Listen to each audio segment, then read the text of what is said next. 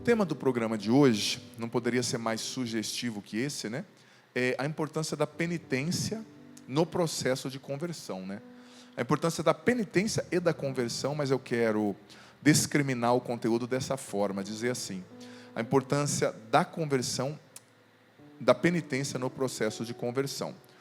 Você vê que eu quero usar dois versículos que são dos evangelhos sinóticos. O primeiro está em Mateus, capítulo 4, versículo 17, e depois Lucas, capítulo 13, versículo 3. Eu vou usar esses versículos para explicar a realidade da penitência. Você sabe que o autor sagrado aqui, tanto Lucas quanto Mateus, eles usaram uma palavra do grego que poderia ser traduzida também como penitência e também como conversão. Então, aqui na Bíblia da CNBB, eles escolheram, né, o tradutor conversão, mas também poderia caber, né, fazer penitência. Mateus 4, 17. A partir de então, Jesus começou a anunciar: convertei-vos, pois o reino de Deus está próximo. Aqui era o comecinho do ministério de Jesus. A partir daquele momento que ele saiu do deserto, porque aqui aconteceu logo depois da saída dele no deserto, ou seja, do deserto, né? Aqui começou o ministério público de Jesus. Então, logo depois de sair ali dos 40 dias no deserto, que exemplificam a quaresma, né? São um sinal da quaresma, do que a gente vive na quaresma, ele saiu e já começou a pregar dizendo isso: convertei-vos e crede no evangelho, ou convertei-vos, pois o reino dos céus está próximo. Como eu disse, essa palavra convertei-vos poderia também ter sido traduzida como fazei penitência, pois o reino dos céus está próximo. Fazei penitência. Então você vê que eles usam, né, eu não estou encontrando uma palavra bonita para dizer, mas eles usam, a gente no inglês fala interchangeably, eles usam ao mesmo tempo, né, as duas palavras. Essa palavra tem esses dois sentidos, conversão e penitência. Lucas 13, 3. Mas se vós não vos converterdes, em outras traduções, mas se vós não fizerdes penitência, perecereis todos do mesmo modo. A palavra está dizendo que é importante converter-se ou fazer penitência e crer no evangelho. Há uma ligação muito grande entre penitência e conversão, porque a penitência é um dos degraus que nos levam à conversão, sabe? A penitência é um dos degraus que nos elevam à conversão. Essa palavra penitência, muita gente tem medo quando ouve, ou acha que é uma coisa de se punir, né? Punir a si mesmo, ou amar o sofrimento, ou ser muito masoquista, né? Mas não é esse o caso. A penitência, o catecismo ensina sobre a penitência, e eu vou ler aqui o que o catecismo diz, mas é importante a gente ter noção que a penitência não é algo para te fazer mal, pelo contrário, é uma realidade disciplinatória. Ou seja, Santo Afonso Maria de Ligório dizia que a penitência, ela te liberta da escravidão do temporal, né, do carnal, e te liga a Deus, né? Porque muitas vezes há uma escravidão, né? A gente está escravizado, sabe? Pela carne, pelo desejo de poder, pela cobiça, pela sensualidade, pela gula, pelo apego ao dinheiro. Então a penitência, ela vem justamente nos libertar nessas realidades, sabe? Elas vêm justamente tornar o nosso espírito livre do que é temporal, do que é carnal, do que é material, para fazer com que a nossa alma se eleve a Deus. A penitência nos dá asas. Então, o catecismo fala no número 1438 da quaresma e da penitência. Primeiro da quaresma. Esses tempos, como a quaresma, são particularmente apropriados aos exercícios espirituais, às liturgias penitenciais, às peregrinações, à penitência em geral, a privações voluntárias, como o jejum, a esmola, a partilha fraterna e a obras de caridade. É um tempo de renascimento espiritual. Olha só o que o catecismo diz, no número 1438. É um tempo de renascimento espiritual. E a penitência como eu disse, é uma realidade que nos dá asas, que nos ajuda, sabe, a disciplinar a nossa carne. A penitência, ela nos ajuda a disciplinar o nosso ímpeto. Ela nos ajuda a crescer, sabe, espiritualmente, e como ser humano também, porque uma pessoa que não sabe dizer não a si mesma, uma pessoa muito egoísta, ela é um péssimo pai, é um péssimo marido, é uma péssima esposa, né? Porque ela só enxerga a si mesma. É importante, sabe, a gente saber dizer não a nós mesmos. E a penitência é um meio de praticar isso. E você sabe que a igreja, na sua sabedoria, né, sobretudo Santo Afonso falava muito disso. Ele dizia que nós precisamos fazer um programa quaresmal. Um programa. E esse programa quaresmal precisa ser marcado pela penitência. Santa Teresinha falou muito disso, mas Santo Afonso também, e eu quero esmiuçar isso para você. Programa espiritual tem a ver com privações, né? Penitência tem a ver com privações. Privações voluntárias e privações involuntárias. Vou explicar.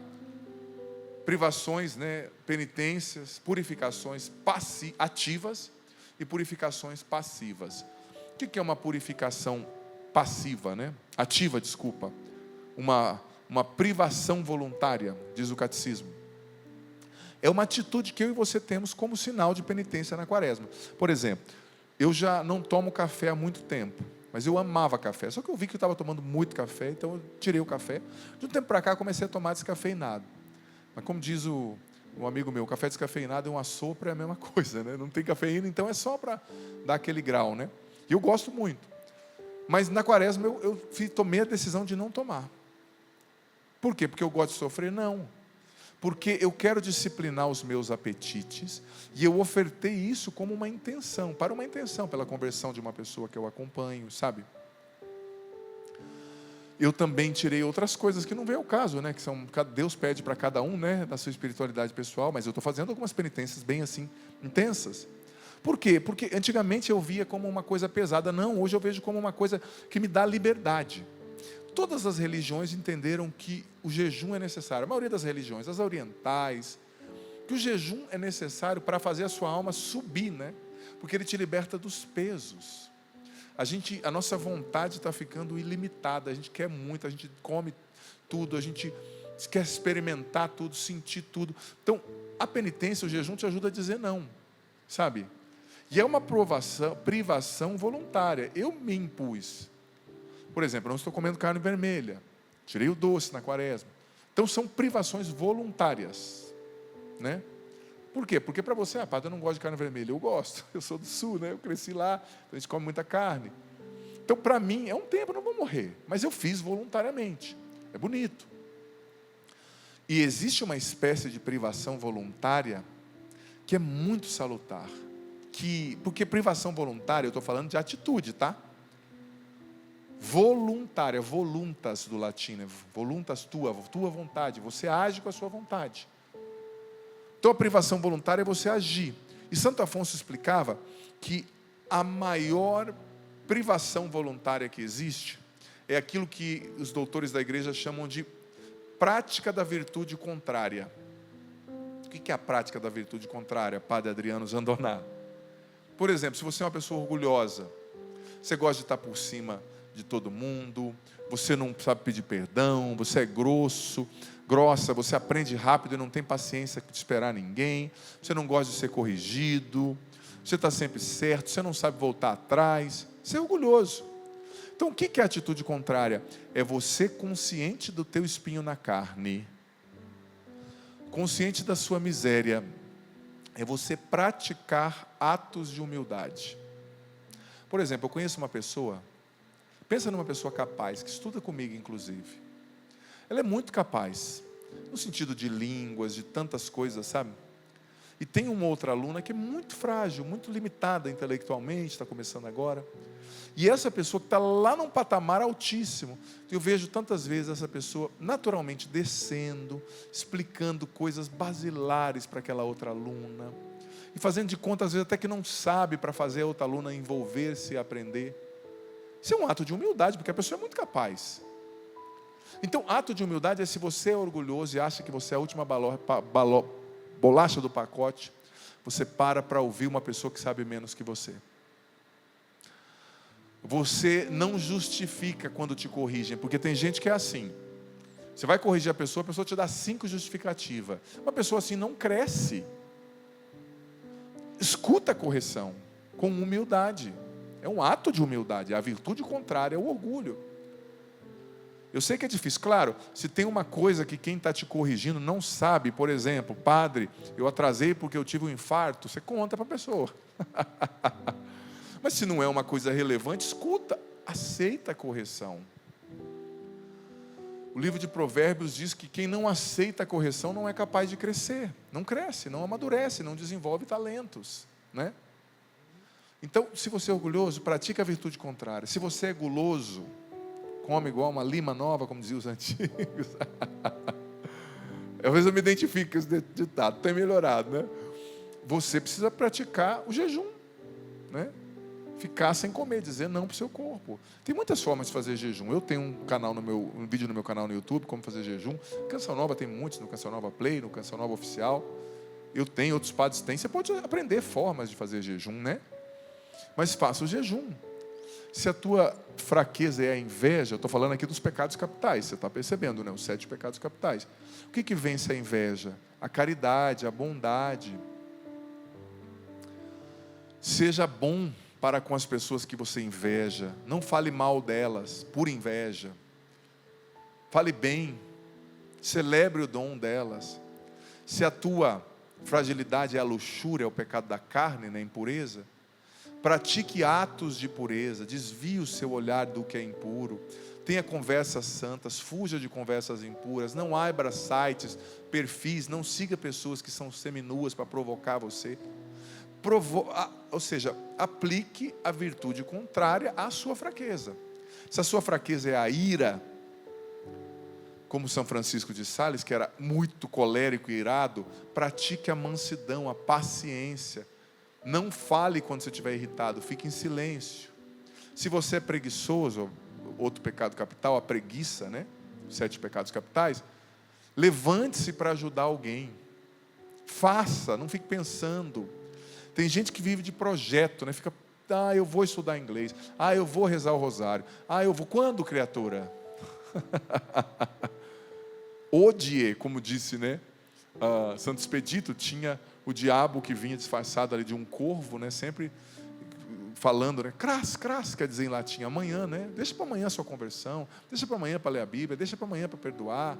E um dia, Santo Expedito percebeu que era o diabo ali naquele corvo, pisou na cabeça do corvo e gritou, odie, em latim, hoje, não é amanhã, agora, vou me converter agora, vou fazer a vontade de Deus agora, vou começar a estudar a Bíblia agora. Talvez você ouviu Samuel falando e falou, nossa, esse projeto do padre é tão lindo, que bonito, mas e aí? Eu não quero que você ache bonito o meu projeto, eu quero que você leia a Bíblia. Não quero que você ache bonito o que eu estou falando, eu quero que você coloque em prática. Eu acho tão bonito as pessoas que caminham, que fazem exercício. Então, você vai esperar ter um infarto, criatura? Começa a fazer exercício. Começa a ir à igreja, busque a confissão, começa a ler o catecismo. Hoje, se é a preguiça, o comodismo, né? Tem gente que é assim, é igual água, onde para, né? A água, se você coloca ela no copo, ela fica com formato de copo. Se você coloca na jarra, fica com formato de jarra. Se você coloca num quadrado de vidro, fica com formato de quadrado. Tem gente que acomoda onde chega, né? Tem gente que não pode ver um sofá, né? Então, se o seu defeito capital é esse, pratique a virtude contrária. A diligência, haja bem. Então essas são as penitências, as privações voluntárias, as purificações ativas. Mas, ensina Santo Afonso, Santa Teresinha e quase todos os doutores da igreja, existem também as purificações passivas, as penitências passivas. Quais são as penitências passivas? Aquelas que nós não escolhemos, não buscamos, mas que Deus nos permite. Uma enfermidade, uma cruz, que Ele permitiu que acontecesse na sua vida, a paciência que você tem que ter com esse problema no joelho, um marido difícil, uma pessoa idosa que você tem que cuidar, um tempo de espera, você queria tanto se casar e não deu certo, você queria encontrar a pessoa certa e não deu, seu marido, não estou falando que o pecado do seu marido é Deus que enviou, tá? Ele na liberdade dele, usando mal o livre-arbítrio, escolheu te trair, escolheu beber, isso não tem nada a ver com Deus. Mas, nessas situações, a gente tem que enfrentá-las com uma perspectiva cristã, a partir da cruz, a partir do Evangelho, a partir da nossa experiência com Jesus. Então, mesmo não sendo vontade de Deus, são purificações também que a gente tem que enfrentar com fé, com esperança, com amor, né? Rezando, vivendo o Evangelho. Mas não é nem disso que eu estou falando das purificações passivas. Às vezes uma humilhação que você sofre injustamente, uma injustiça, a perda de um emprego, uma irmã difícil, algo que você queria tanto, você não conseguiu, seu irmão conseguiu, você ficou com inveja. Acolha o que Deus envia, as provações que Ele permite, porque essas são privações involuntárias, purificações passivas, ou seja, você não está agindo, você não está buscando, mas Deus permitiu. Deus permitiu que você sofresse aquela injustiça. Deus permitiu que você sofresse, sabe? Às vezes as pessoas ouvem falar da gente coisas, a gente que está exposto, que está na mídia, a gente vive muito isso, e definem você e já te falam, aquela pessoa não presta. E às vezes você está rotulado sem ter culpa. Não se justifique, não fique achando que você é a vítima. Acolha, abrace a sua cruz com amor, porque essa purificação passiva que você não buscou, mas que Deus permitiu, ela está moldando você, ela está forjando o seu caráter, ela está fazendo a paciência, o amor, a fé, a esperança, a temperança, as virtudes nascerem, se solidificarem dentro de você, acontecerem e depois transbordarem. Todos os homens e mulheres de Deus da Bíblia, todos os santos e santas, foram forjados, gente, na escola do sofrimento, nas purificações passivas, sabe? Claro, como eu disse, existem purificações que são frutos dos erros dos outros. Uma coisa é uma coisa, outra coisa é outra coisa. Mas até isso que não é vontade de Deus, se a gente enfrenta com fé, Deus usa disso para nos purificar e para nos fazer melhores. Uma forma de purificação passiva muito intensa é a espera. Quem gosta de esperar? Sobretudo no século 21. Eu estou vendo como a gente está cada vez mais intolerante à espera, não é verdade? É difícil esperar. Mas talvez você esteja num tempo de espera. Você não engravidou, não deu certo o emprego, não deu certo aquela aplicação que você fez, daquela bolsa de estudos num outro país, não deu certo de você conseguir essa cirurgia pelo SUS, não deu certo de você conseguir trocar de carro.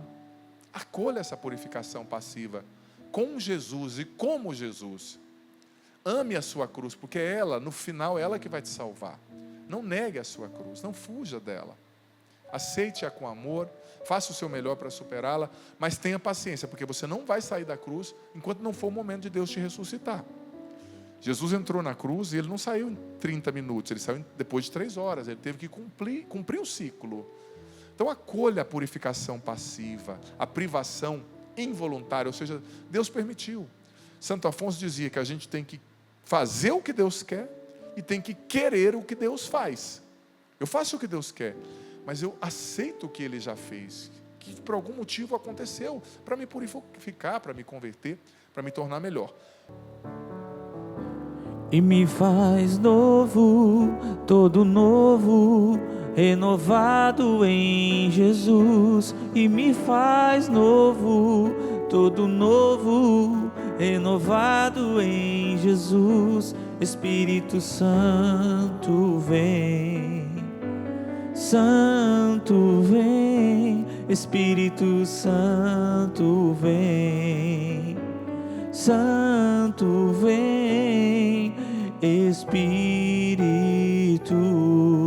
de Deus. E me faz novo, todo novo, renovado em Jesus. E me faz novo, todo novo, renovado em Jesus. Espírito Santo vem.